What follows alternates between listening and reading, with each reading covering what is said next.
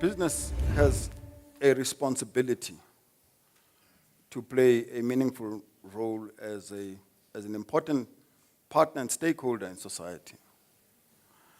And I think it's important for society to know where business comes from, what business thinks, how business sees its way in contributing, in constructing and building a new South Africa.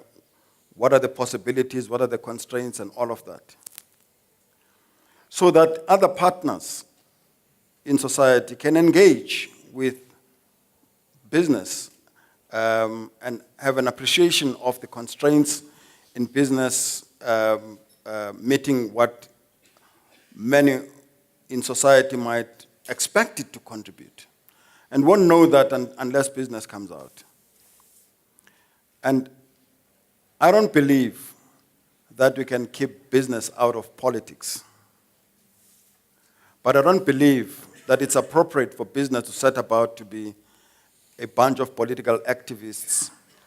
But business must fulfill its role and understand that the political space that is there, it should influence, it should understand, it should contribute in it as a significant corporate citizen. Now, I know there's a proposition that seeks to create an impression that business can be a homogeneous entity. And we're not, because we come from different perspectives. And I think those different views are important to bring to bear. And I would say that black business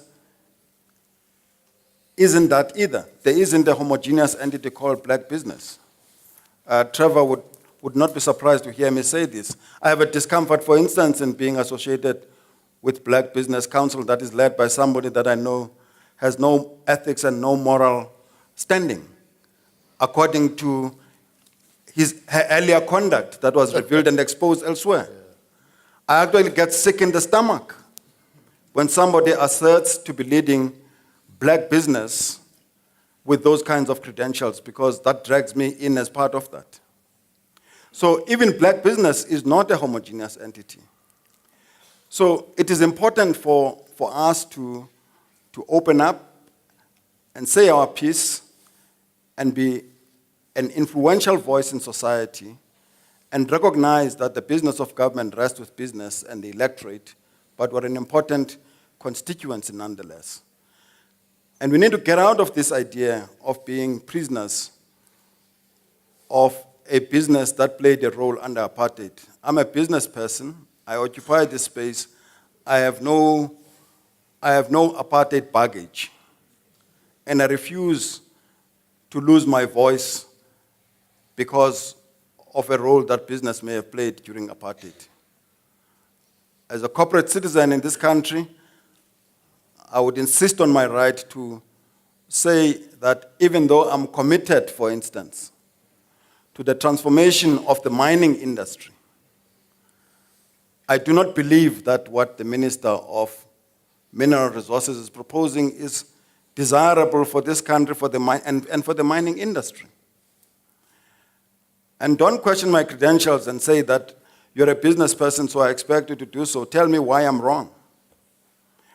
So I think that what I've seen of business in the recent period in reclaiming its voice has been greatly encouraging, because we need that voice. The business voice must be out there, and it must be engaged. We know what labor stands for, and we can engage with what labor stands for.